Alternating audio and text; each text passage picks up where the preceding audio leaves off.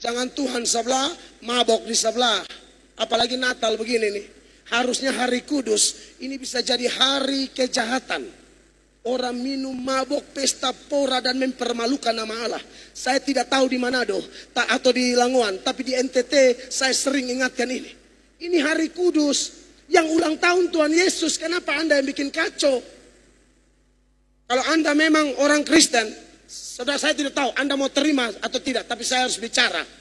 Tolong rayakan Natal, jangan ada cap tikus di rumah. Amin. Natal hari kudus kok cap tikus. Sampai yang pulang jalan langsung haleluya.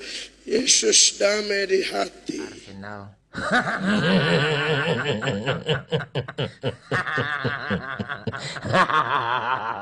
Karena dari rumah ke rumah cap tikus, rumah ke rumah cap tikus, bir campur cap tikus. Tidak bisakah itu uang pergi bantu panti asuhan? Tidak bisakah itu uang bantu gereja-gereja yang lagi membangun? Buat apa kasih mabok orang di hari yang berbahagia ini? Saya tidak tahu pendeta lain ngomong ini atau tidak, tapi saya tidak akan tutup mulut. Karena saya hamba Tuhan Yesus. Saya tidak bisa jaga perasaan manusia.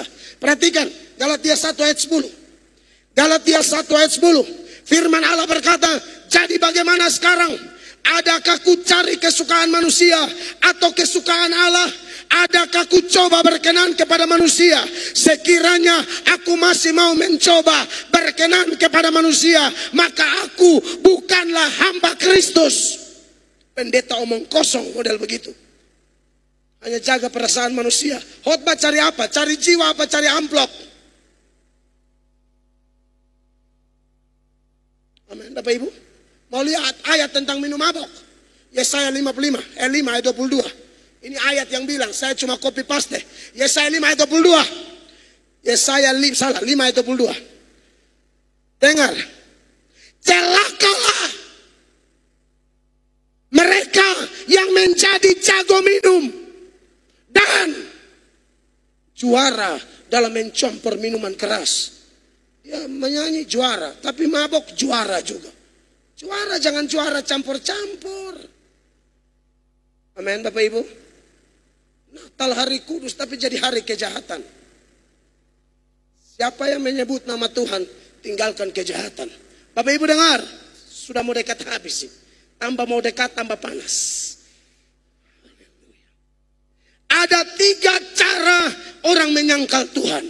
Yang pertama dengan mulutnya secara verbal seperti Petrus. Kenal Tuhan tapi orang tanya, bukankah kau bersama-sama? Oh tidak. Nah, ini menyangkal.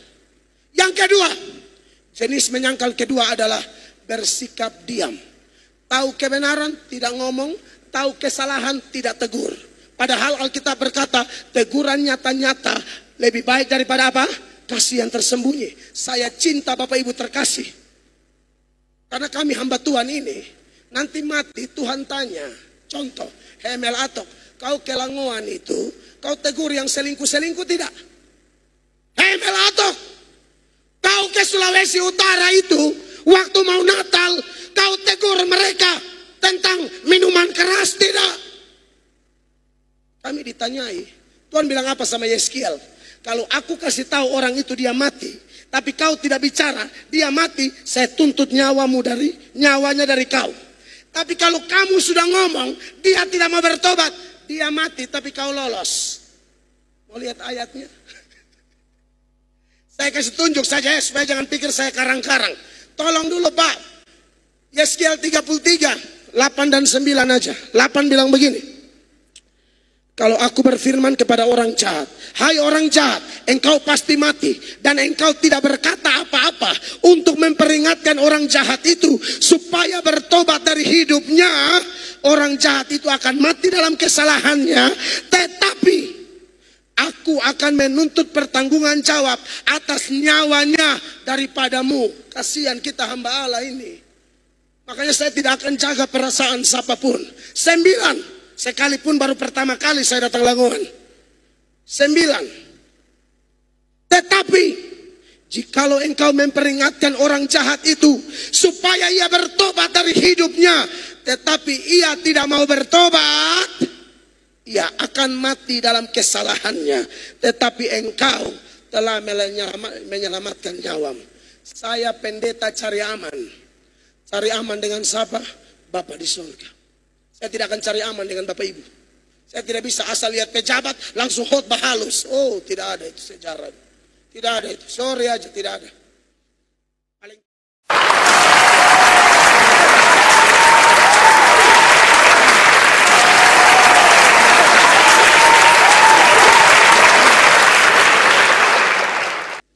Paling tinggi undangan terakhir, biasa aja. Amin. Allah, kita ajaib, ladang pelayanan luas satu dunia kok. Jaga-jaga perasaan apa? Jadi kalau ada pejabat yang korupsi, bertobat. Pejabat yang pelihara perempuan, bertobat. Amin, Bapak Ibu. Karena jangan mengaku Kristen kalau ternyata selingkuh kiri kanan. Menipu. Amin, Bapak Ibu. Jangan pencitraan.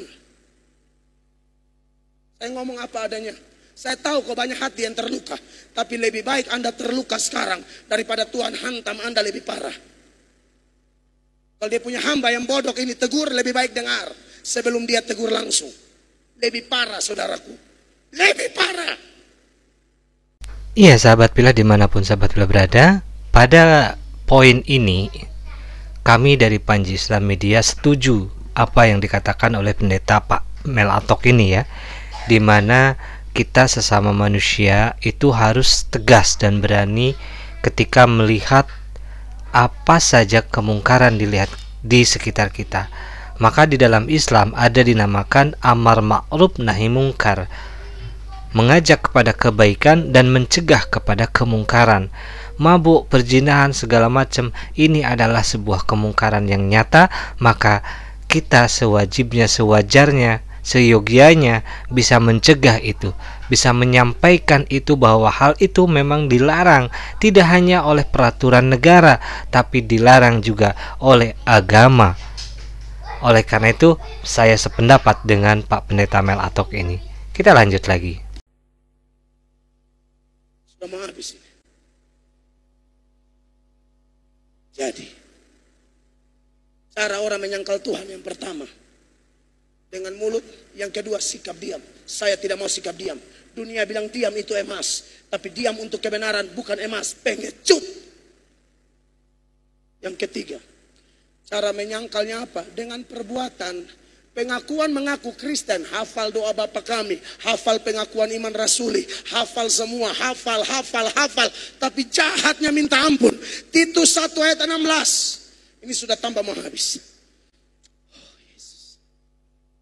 Mereka mengaku mengenal Allah, tetapi dengan perbuatan mereka menyangkal Dia.